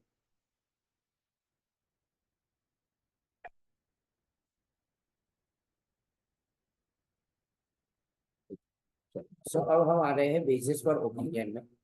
What is the basis for modification of opinion, qualified, disclaimer, advice? When auditor modifies the opinion as above, in the audit, the auditor shall, in addition to the specific elements required by SS 700, amend the heading basis for opinion to basis for qualified, या basis for adverse, या basis for disclaimer. कैसा opinion paragraph में तुमने change कर दिया था? Opinion के बदले क्या लिखा था? Adverse, qualified, disclaimer. वैसे बेसिस फॉर ओपिनियन का नाम भी क्या हो जाएगा? Change. Within this section include a description of matter giving rise to the modification. तो वहां पे डिस्क्रिप्शन दो कि किसकी वजह से तुम अपना ओपिनियन क्या कर रहे हो. अब थोड़े अंदर यहाँ पे मल्टीपल पॉइंट्स उन्होंने दे रखे. If there is a material misstatement in the financial statement that relates to a specific amount in the financial statement, including quantitative disclosure in the financial statement, auditor should include a basis for opinion, a description and quantification of the financial effects of the misstatement, unless impractical. If it is not practicable to quantify, the auditor shall state this in this section. मतलब जब भी मैं अपना opinion modify कर रहा हूँ कोई specific amount के लिए, किसके लिए? कोई स्पेसिफिक, तो मेरे को क्वांटिफाई करना चाहिए कि कितने का प्रॉफिट. याद करो एडवर्टाइजमेंट में 320 करोड़ डिफर्ड रेवेन्यू में डाला गया था, तो मैं स्पेसिफिकली लिखूंगा कितने का? 320. बट अगर मैं ये अमाउंट डिटरमाइन ही नहीं कर पा रहा हूँ तो भी मैं वहां पे लिखूंगा कि अमाउंट डिटरमाइन करना हमारे लिए क्या है? मुश्किल, वरना हमने जजमेंट के बेसिस के ऊपर किया. If there is a material misstatement and the financial statement relates to narrative disclosure, देखो यहाँ पे ये किसके ऊपर था? मैंने ओपिनियन क्यों मॉडिफाई किया था? अमाउंट के वजह से. अब मैं यहाँ पे ओपिनियन किसके वजह से मॉडिफाई कर रहा हूँ? डिस्क्लोजर की वजह से. Auditor should include in the basis for opinion section explanation of how the disclosure is. तो ऊपर वो लोग क्या बोल रहे थे? क्वांटिफाई करो. क्या करो? क्वांटिफिकेशन करो. यहाँ पे वो लोग बोल रहे हैं एक्सप्लेनेशन दो कि भाई डिस्क्लोजर की वजह से ओपिनियन क्यों मॉडिफाई हुआ.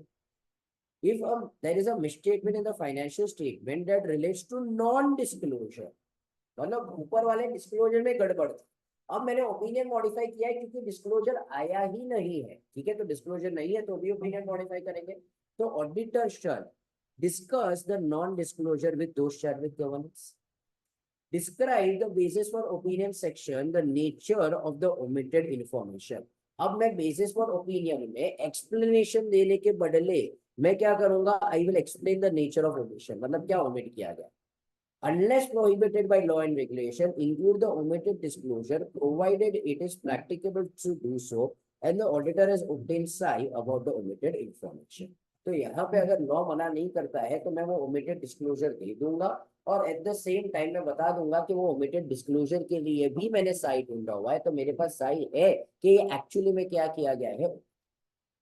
सो यहाँ पे मैंने किसके वजह से अपना ओमिट किया हुआ था, अमाउंट की वजह से। ठीक है, याद करो मिसस्टेटमेंट का डेफिनेशन याद है बेसिक कंसेप्ट में, सब अपने टेक्स्ट बुक नोटबुक में बेसिक कंसेप्ट में याद करो। मिसस्टेटमेंट क्या है, क्या होना चाहिए था, क्या है, दोनों में डिफरेंस है तो मिसस्टेटमेंट है। याद करो मिसस्टेटमेंट किसमें हो सकती है, अमाउंट, क्लासिफिकेशन, प्रेजेंटेशन, डिस्क्लोजर। ठीक है, तो ये अमाउंट की बात हो गई, ये डिस्क्लोजर की बात हो गई, ये डिस्क्लोजर की ओमिशन की बात हो गई। Lastly, modification results from inability to obtain psi. The auditor shall include in the basis for opinion and the reasons for the inability. तो अगर मैं अपना ओपिनियन मॉडिफाई कर रहा हूँ क्योंकि मेरे पास क्या नहीं है, साई, तो मेरे को वहां पे बताना पड़ेगा कि साई ना होने की वजह से मैं अपना ओपिनियन क्या कर रहा हूँ।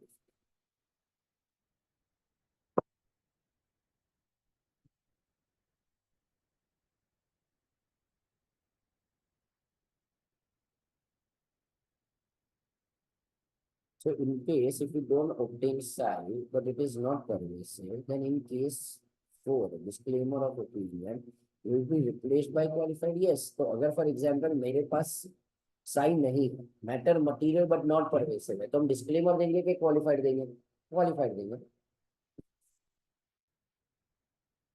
When auditor expresses a qualified or adverse opinion, the auditor shall amend the statements about the evidence obtained and appropriate to provide a basis for the auditor's opinion to include the word qualified or adverse or not qualified or adverse. When the auditor disclaims the opinion on the financial statement, auditor's report shall not include. तो यहाँ पे अगर मैं disclaimer देता हूँ तो it shall not include what? A reference to the section that the audit report where the auditor's responsibility are described, a statement that the audit evidence was obtained. तो यहाँ पे अगर मैं डिस्क्लेमर दे रहा हूँ ना, दो चीजों को हटाना पड़ेगा। एक तो मैंने बोल सकता मेरे पास साई है, दूसरा मैं अपनी रिस्पॉन्सिबिलिटीज का पैराग्राफ हटा दूंगा। क्यों, याद करो मेरी रिस्पॉन्सिबिलिटीज क्या थी, मेरे को क्या चाहिए, I want to obtain assurance, I want to issue a report. मैं अश्योरेंस ऑब्टेन कर पाया क्या, नहीं। सेकंड वाला पॉइंट क्या था, रीजनेबल अश्योरेंस, गारंटी है, अब उसका कोई लेना देना नहीं है। तीसरा वाला पॉइंट क्या था, चीजें क्या हो सकती है, मटेरियल, इंडिविजुअल, इन एग्रीगेट। तो अब वहां पे मटेरियलिटी क्यों समझानी, बस मैं तो कोई सबूत ही ढूंढ पाया नहीं। सेकंड में मैं बोल रहा था कि भाई मेरे ग्रुप ऑडिट में क्या जिम्मेदारी है, मैं आरओएम में ढूंढूंगा, इंटरनल कंट्रोल, पर ये कुछ भी मैं कर पा रहा नहीं। फिर मैं दोस्त शैफिक गवर्नेंस को प्लान स्कोप एंड टाइमिंग बताने वाला था, फाइंडिंग बताने वाला था, डेफिशिएंसी, पर जब मैं कुछ कर ही नहीं पा रहा हूँ तो मेरी रिस्पॉन्सिबिलिटी का काम क्या। तो अगर मैं अपना ओपिनियन डिस्क्लेम कर रहा हूँ तो मैं I can not give a reference to the section of auditor's report where responsibilities are described, and दूसरा क्या हो जाएगा, statement about the audit evidence is obtained. ये दोनों चीजें वहां पे आ सकती। ठीक है, इसके ऊपर स्टार चांद तारे चंद्रमा बना दिए जाए, इसके ऊपर सवाल फ्रेम किया जा सकता है, अनफॉर्चुनेटली आया हुआ नहीं।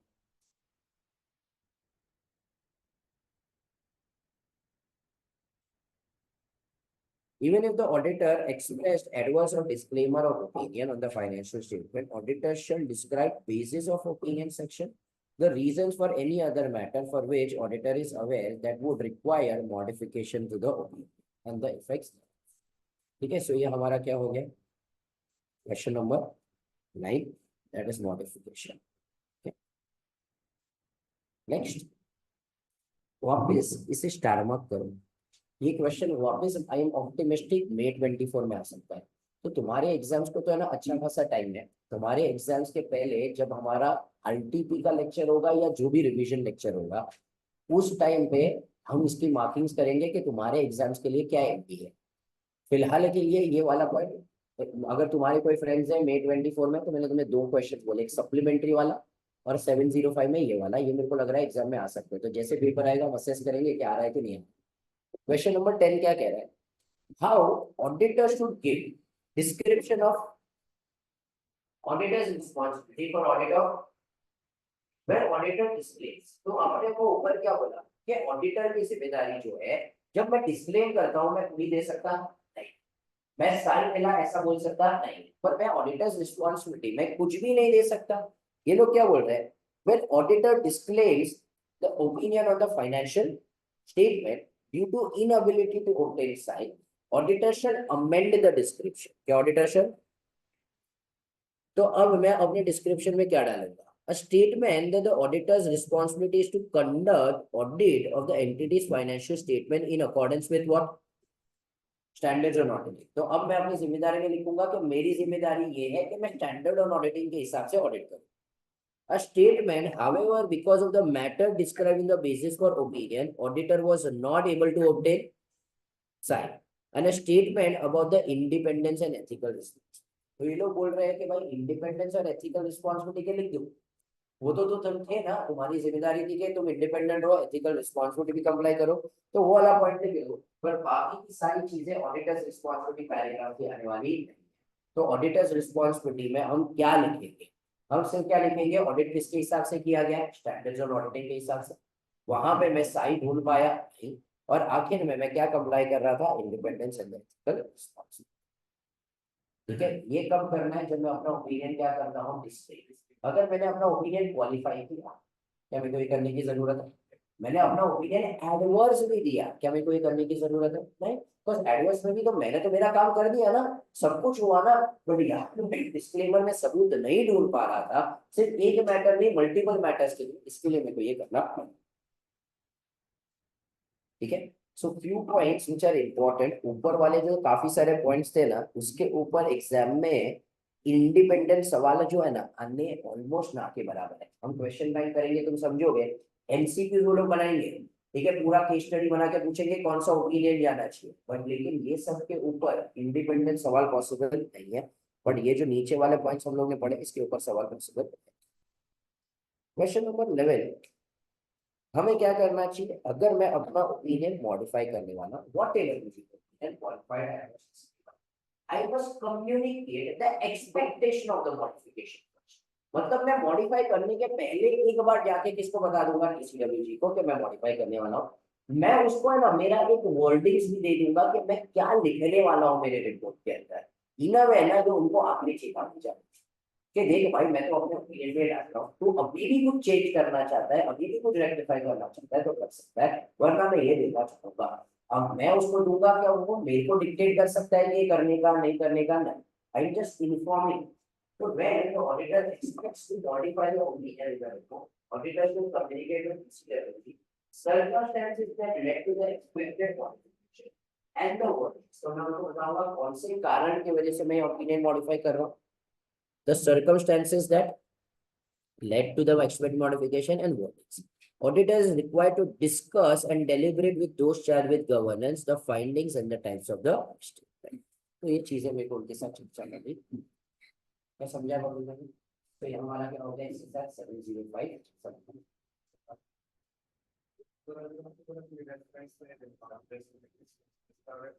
देने का सिर्फ इतना सा रेफरेंस देंगे, सो टोटली ओमिट नहीं करेंगे, हम उसको अमेंड कर देंगे। ठीक है, तो वहां पे हम ऑडिटर रिस्पॉन्सिबिलिटी है ये 3 पॉइंट।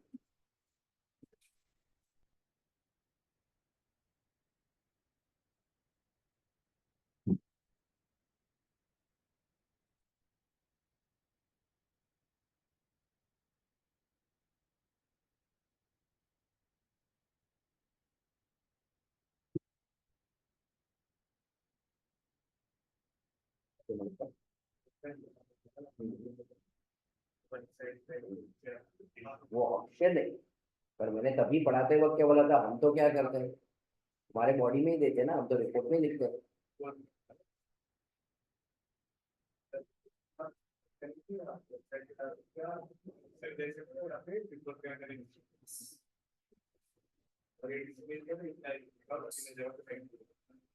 अच्छा, before I forget, tomorrow's lecture थोड़ा कष्ट लेना पड़ेगा, you will get volume 1 as well as volume 2।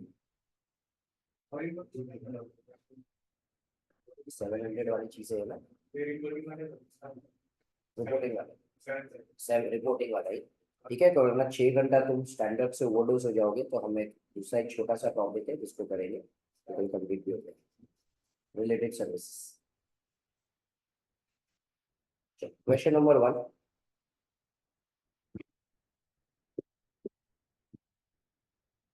so we will not write auditor's responsibility in case of disclaimer, we will include this point. ठीक है, मतलब हम लोग वहां पे ओपिनियन डिस्क्लेम कर रहे हैं तो ऑडिटर्स रिस्पॉन्सिबिलिटी जो हमारा पूरा 700 में था उसको रिप्लेस करके सिर्फ ये 3 पॉइंट लिखेंगे, हम उसको रिप्लेस कमेंट करते हैं। Yes, volume 1 and volume 2। ठीक है, अब जो ऑनलाइन बैठे तुमको तो क्या ही स्ट्रेस है, दोनों तो पढ़ा है तुम्हारे पास, सबने कलेक्ट कर लिया ना, कर लो फिर आज। चलो, XYZ limited is a company engage in manufacturing of cranes.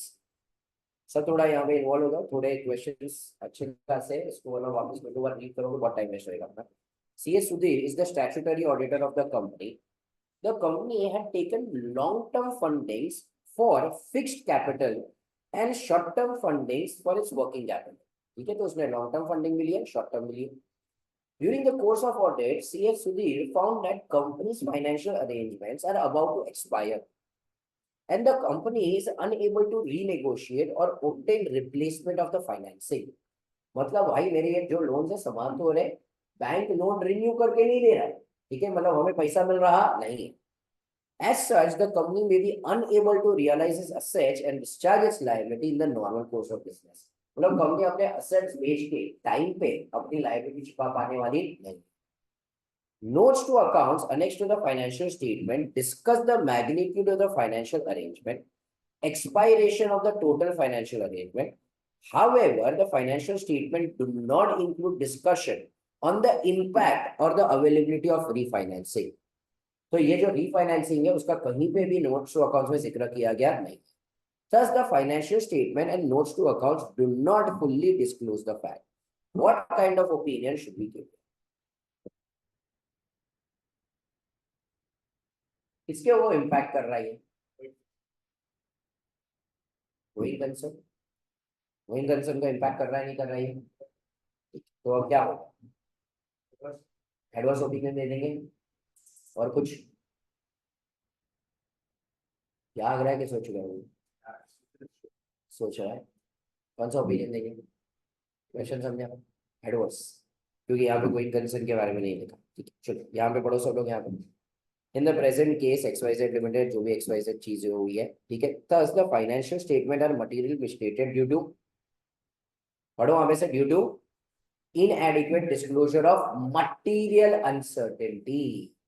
तुम कैसे बोल सकते हो कंपनी पक्का नहीं चलने वाली है, ठीक है, हमें लोन नहीं मिल रही है, लोन रिन्यू नहीं हो रही है, और वहां पे फॉर एग्जाम्पल दूसरा वो लोगों ने क्या एग्जाम्पल दिया था, शायद कंपनी ऐसे चुका पाएगी नहीं, बट श्योरिटी के साथ थोड़ी बोला था कंपनी बंद हो गई। तो यहाँ पे कोई कंसर्न इनअप्रोप्रिएट है कि मटेरियल अनसर्टेनिटी है। सिर्फ तुम्हारे बैग में 570 नहीं हुआ है, इसके ऊपर थोड़ा शायद तुम्हें लैग लगेगा, बट 570 डिस्कस करता है कि देखो मटेरियल अनसर्टेनिटी मतलब डाउट है, गोइंग कंसर्न इनअप्रोप्रिएट मतलब हमें पक्का पता है कि कंपनी क्या होने वाली है।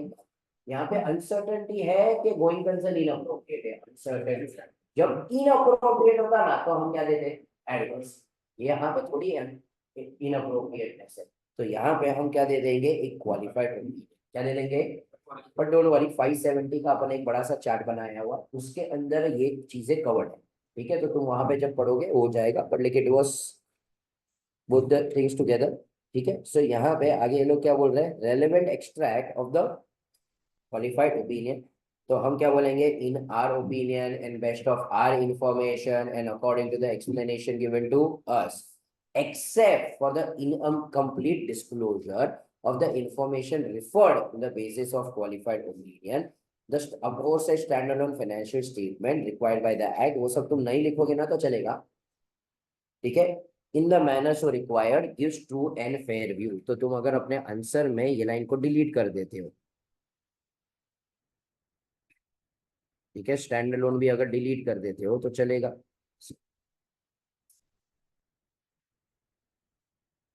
ठीक है, गिवन बाय द एक्ट सारी चीजें निकल दोगे तो सीधा हम लोग क्या बोल देंगे, give true and fair view on conformity with the accounting principles generally accepted in the state of affairs on the 31st of March and the profit and loss। फिर उसके बाद बेसिस पर ओपिनियन में एज डिस्कस्ड इन नोट, याद करो अपने बोला था नोट का जो नंबर डालना है, जो तुम्हारा लकी नंबर है उधर डाल के आने का, the financial arrangements are about to expire and the company was unable to conclude renegotiation. The situation indicates material uncertainty exists and may cast doubt on the entity's ability to continue as a going concern. The financial statement do not adequately disclose the. Okay, so ये हमारा क्या हो गया question number. Next, question number 2. ABC Limited is a company engaged in manufacturing of. BP and Associates are the statutory auditors. During the course, CA Prakash, engagement partner, found that the financial agreements have expired. The company is unable to renegotiate the replacement. This indicates that material uncertainty may cast on the entity's ability to continue as a going concern and therefore it may be unable to realize its assets. यहाँ पे ऊपर आओ. यहाँ पे material uncertainty का कोई जिक्र किया था क्या? ये तुम्हारे जजमेंट में था कि तुम बताओ कि क्या था material uncertainty. This question gets easier because वो लोग डायरेक्टली बोल देते हैं कि there is material uncertainty. I hope everyone understands कि आंसर क्या हो जाएगा सेम. ठीक है. So obviously question number 2 is easier as compared to question number 1. Next.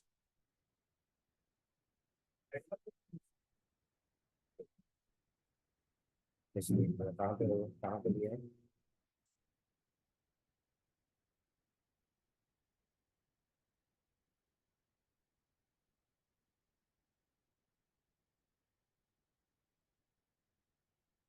Material uncertainty, therefore the company may be unable to realize its assets in the appropriate course of business. नहीं, तो यहाँ पे हमें इसको cancel ही करना पड़ेगा. यहाँ पे क्वेश्चन को फिलहाल मार्क करके रखो. यहाँ पे ना मेरे को लिखना पड़ेगा सजेस्टेड में से निकाल के क्या आएगा ऐसी आएगा. ठीक है. यहाँ पे भी कौन सा ओपिनियन आएगा? क्वालिफाइड ओपिनियन नहीं आएगा. एक बार ये क्वेश्चन सिर्फ एक बार सजेस्टेड से कंपेयर कर दूंगा कि मेरे से मिसमेट हुआ है या सजेस्टेड में ऐसे. चलो next. MNO Limited is a power generating company having its plant in northeastern states of the country. For the year 22-23, Messrs. BRT and Associate are the statutory auditors of the company. During the course of audit, the team was unable to obtain sight about a single element of the consolidated financial statement. तो हमें क्या नहीं मिल रहा था यहाँ पे? Sight. But लेकिन about what? Single element. That is, the auditor was unable to obtain audit evidence about the financial information about a joint venture that represents 90% of its entity's net assets. What kind of opinion you should give? मेरे को साई नहीं मिला, एक ही element के बारे में नहीं मिला, पर लेकिन ये सब्सटैंशियल प्रोपोर्शन था. तो ये कौन सा केस हो जाएगा? साई नहीं है, मैटर मटीरियल है एंड परवेसिव है. तो यहाँ पे मेरे को क्या कर देना पड़ेगा? मैटर मटीरियल एंड परवेसिव है. हम क्या दे देंगे? Disclaimer of opinion. ठीक है. तो we do not express the opinion on the accounting financial statement and फिर उसके बाद नीचे बेसिस फॉर क्वेश्चन नंबर. हाँ, बट लेकिन मैंने तुमको एग्जाम्पल भी तो जानबूझ के यही दिया था कि तुम ये कर पाओ. याद करो स्टॉक वाला example.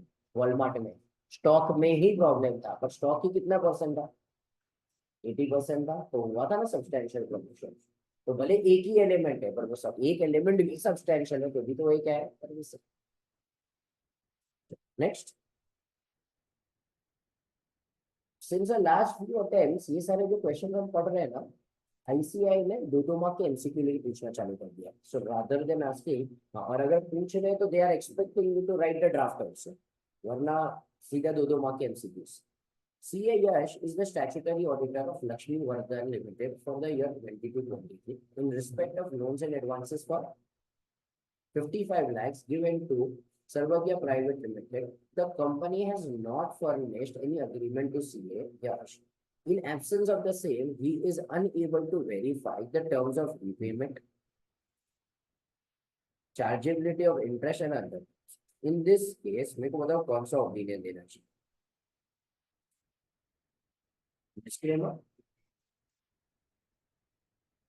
So in this particular case, क्या हमें समझ रहा है कि मैटर परवेसिव है कि नहीं है?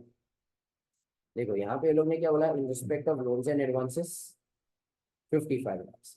अब हमारे टोटल लोन्स एंड एडवांसेस क्या है हमें नहीं पता. कंपनी का टोटल असेट्स क्या है और सब कुछ क्या है हमें नहीं पता. तो टेक्निकली हमें ऐसे जब एग्जाम में क्वेश्चन आए, हम सजेस्टेड पढ़ते हैं, पर हमें जब ऐसे एग्जाम में क्वेश्चन आए, हम डिप्लोमेटिकली लिखते हैं। क्या हम कैसे लिख के आएंगे? डिप्लोमेटिकली। बट लेकिन हमें ये पता है साई नहीं है, तो हमारे आंसर में या तो जाएगा क्वालिफाइड या तो क्या जाएगा इसके लिए।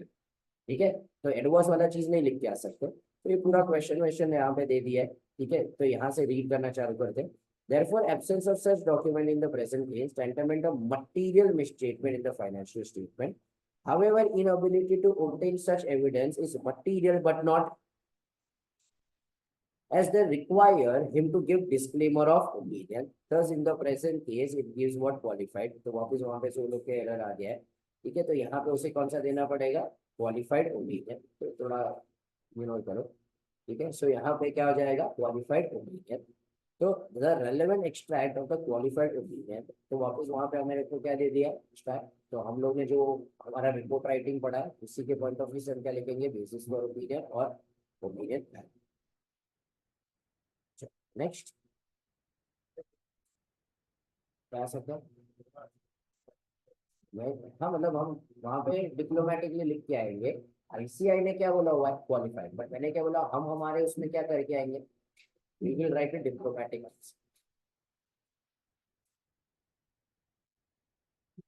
वहां पे ना ये गलत प्रिंट हो गया। व्हाट स्पेशल कंसिडरेशंस वाला को कैंसिल कर दो।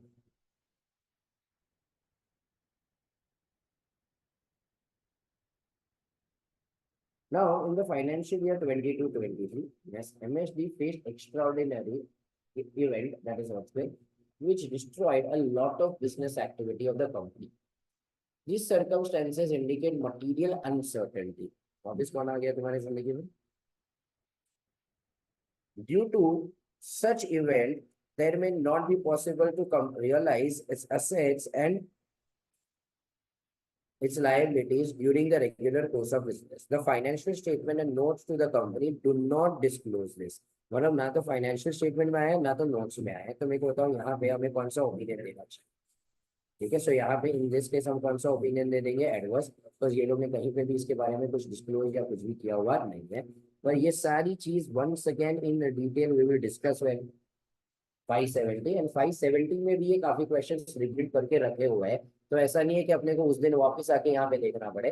तो सेम काफी सारे क्वेश्चंस है जो तुमको वहां पे भी दिखेंगे। उस टाइम पे तुम्हें लगेगा डिस्क्लोज किया होता तो कुछ नहीं कर देना, तो सिर्फ मैं अपने रिपोर्ट में मटेरियल अनसर्टेनिटी का एक पैराग्राफ डाल देता। अगर मटेरियल अनसर्टेनिटी है, वो लोग ने डिस्क्लोज किया है, तो मैं क्यों ही कुछ करूंगा? तो मैं सिर्फ अपना एक गोइंग कंसर्न में एक मटेरियल अनसर्टेनिटी उतना लिखूंगा, नो क्वालिफाइड होती। क्वेश्चन नंबर 6, हाँ unmodified. CA Abhimanyu, statutory auditor of 22-23. During the course of audit, CA Abhimanyu noticed the following. With respect to the data amounting to 150 crores, no balance confirmation was received by the team. ठीक है, मतलब हमें सबूत मिला क्या? नहीं। Further, there have been a default on the payment obligation by the debtors on the due date during the year under audit. Company has created a provision for doubtful debts to the tune of 25 crores during the year under audit. The company stated that the provision is based on the receivable which are older than 36 months, which according to the audit team is inadequate, and such audit team is unable to ascertain carrying value of the debtors. मतलब problem क्या होता है? हमने confirmation भेजी, सामने वाले ने reply नहीं किया, तो हमें एक्सटर्नल कंफर्मेशन से कोई एविडेंस बना हुआ नहीं, तो there is a non response. अब वहां पे वो लोग ने प्रोविजन की, ठीक है, वहां पे ड्यू डेट के ऊपर डेटस पे भी नहीं कर रहे, बैलेंस कंफर्म भी नहीं कर रहे, कंपनी ने प्रोविजन की 25 करोड़। पर जब हमने पूछा कौन से बेसिस पे 25 करोड़ किया, तो बोले जो भी डेटस 36 महीने पुराने, मतलब 3 साल से पुराने, उसी का हमने प्रोविजन किया है। ऑडिटर बोल रहा है भाई ये सही नहीं है, बट लेकिन अब वो लोग को वैल्यू ऑफ डेटा सही है कि नहीं है, इसके बारे में वो लोग कुछ असरन कर पा रहे नहीं, किसी को एविडेंस मिल रहा नहीं है। Further, in respect of inventories which constitute 40% of the total asset during the reporting period, management has not undertaken physical verification of inventory at periodic intervals. Also, the company has not maintained adequate inventory records at the factory. The audit team was unable to undertake the physical count as such value of the inventory could not be verified. Under the above circumstances, हम कौन सा होंगे?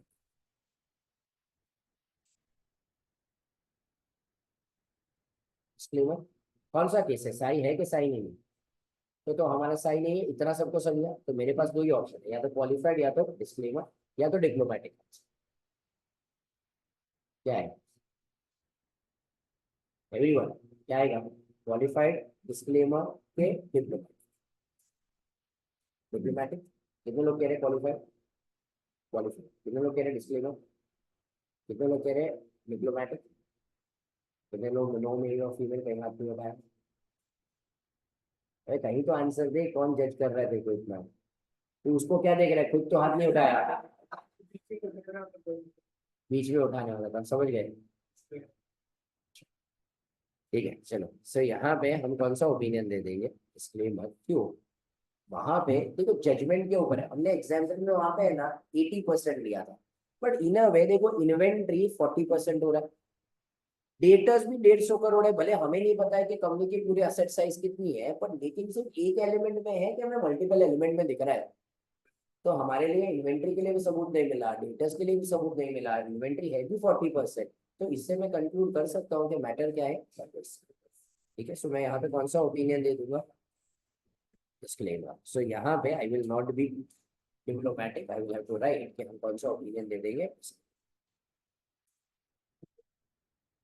Next question number 7। In the financial statements prepared in accordance with the fair presentation, financial statement do not achieve fair presentation. Auditor should discuss the matter with the management and depending on the requirements of the AFRF and how the matter is resolved, they shall determine whether it is necessary to modify the OD. Under 705, in what circumstances does the report on the statutory auditor require modification? What are the types of modification? So यहाँ पे अपने को देना है कि भाई कहाँ कहाँ पे हम ओपिनियन क्या कर सकते हैं, मॉडिफाई। तो ऑडिटर कंक्लूड्स मतलब यहाँ पे कौन सा केस हो गया जहाँ पे मेरे पास Sai based on the evidence obtained that the financial statement are not free from material misstatement। Example दे दो, अकाउंटिंग पॉलिसीज इनअप्रोप्रिएट है, एएफआरएफ के हिसाब से नहीं है, डिस्क्लोजर एएफआरएफ के हिसाब से नहीं है, auditor is unable to obtain sign. ठीक है, मतलब हमारे पास साइन नहीं है। ठीक है, तो वहां पे कौन से हो सकता है? लिमिटेशन मैनेजमेंट ने डाले हैं, circumstances beyond the entity, nature and the timing of the audit work. तो ये केस में हमारे पास साइन। कौन से तीन ओपिनियन हमारे पास ऑप्शन है? Qualified opinion, adverse opinion and disclaimer of. क्या समझाओगे कोई?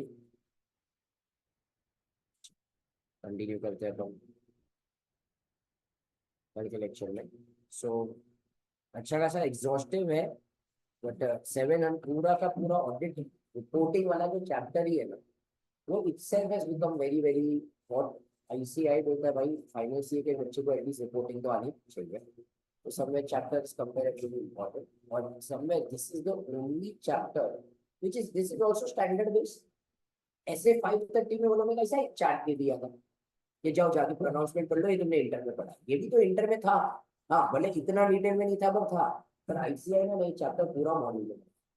उन्होंने ऐसा नहीं बोला जाओ जाके चैट कर लो या अनाउंसमेंट कर लो। तो this is also giving us an indication के चैप्टर को इज्जत तो देना पड़ेगा। So we continue in tomorrow's lecture. Please also get volume 2 and notebook as well, बस हम वॉल्यूम 2 के टॉपिक्स जो नए टॉपिक्स आए हुए सब एक मिनट यहाँ पे ध्यान देखो। जो एग्जिस्टिंग टॉपिक्स है ना, मेरे पास वास्ट क्वेश्चन बैंक है, वास्ट टाइप से हम देख सकते हैं कि पिछले अटेम्प्टों में क्या आया। हम थोड़ी चीजों को समराइज करके तुम्हें दे सकते हैं, बट जो एकदम नए टॉपिक्स आए एक अटेम्प्ट भी नहीं हुआ है। मेरे लिए ना कोई भी पैराग्राफ डिलीट करना पॉसिबल नहीं है। तो कंटेंट इतना ज्यादा है ना कि it will become very overwhelming कि तुम आखिरी दिन पे इसको कुछ रिवाइज नहीं कर पाओगे। तो इसके लिए हम क्या करेंगे, उसका एक छोटा सा समरी नोट्स बनाएंगे।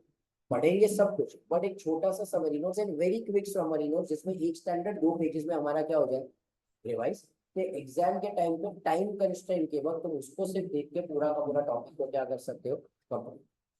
ठीक है, सो हमें जो नए टॉपिक्स ऐड हुए हैं उसके लिए थोड़े से क्या बनाने पड़ेंगे, सब। तो नोटबुक लेके आ रहा है। ठीक है, so thank you very much, see you again tomorrow. जिसको डाउट है स्टे बैक और